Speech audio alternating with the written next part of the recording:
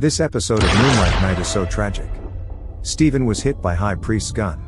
Because Khonshu was sealed by the gods, Stephen could not summon the battle suit. The previous power at this moment will be reduced to nothing. Layla gets the location of Ammit's tomb. They navigated to the site of the grave. There were many tents around the tomb, but no one in them. Apparently, these people have gone into the tomb.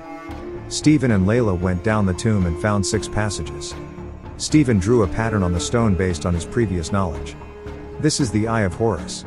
The lower left passage represents the human sense of taste, which happens to be the location of Ammit's tomb. Following the taste markers, they went to a room full of blood smell, with lots of blood and human bones on the floor.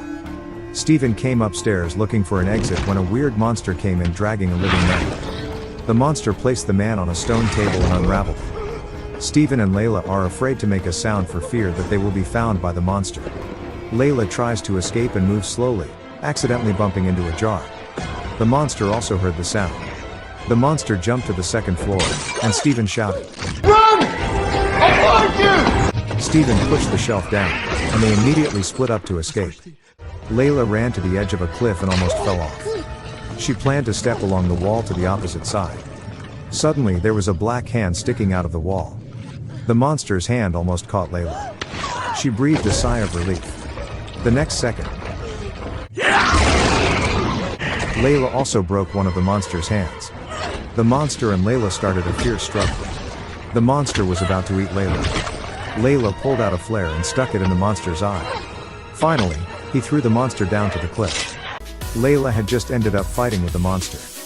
High Priest appears in front of her. He told Layla that her father was killed by killers during the archaeology, and Mark was there at the time. Mark's identity was a mercenary. Layla was distraught when she heard the secret of her father's murder. She wanted to find Mark to ask him about the situation. On the other hand, Stephen came to a tomb by mistake.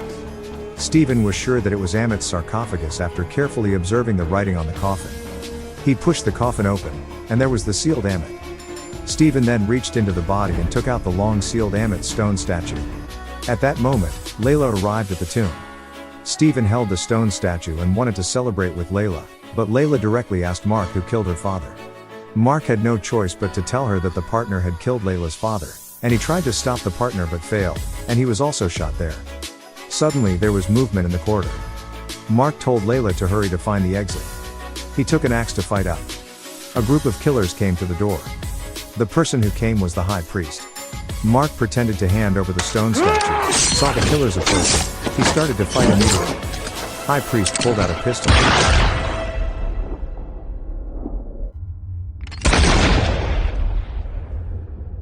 And without the power of the battle suit, Stephen just fell into the pool.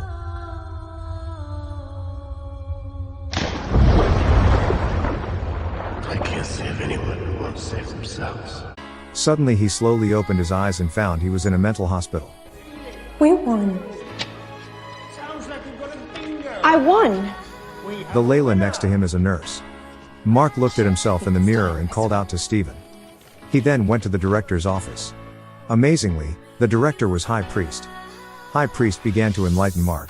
But remember, you're only sedated because of your own behavior, and the effects will wear off soon. Mark, we don't live in a material world. We live in a psychic world. Right?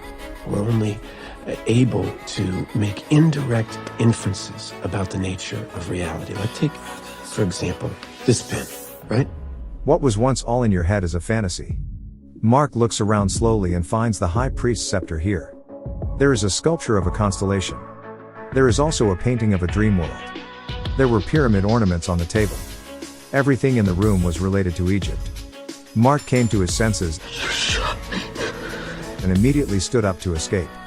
He didn't realize that the sedative hadn't worn off. Mark struggled to break the glass and ran out with difficulty. The hallway began to shake. When he ran to a room to hide, he found a coffin in the room. The coffin started to shake.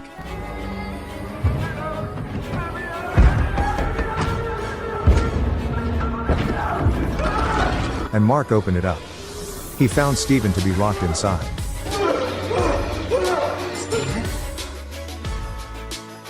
Stephen was as happy to see Mark as he was to see his brother. Mark asked Stephen what his last memory was. Steven said his memory was High Priest shooting him with a gun. Both of them have the same memory. Mark confirmed Steven's identity and prepared to escape from the mental hospital. Mark just came out of the hallway and found another room with a coffin. The coffin kept shaking, but they didn't open it. In fact, it was his third personality that was inside. They escaped cautiously along the hallway. Suddenly the door in front of them opened.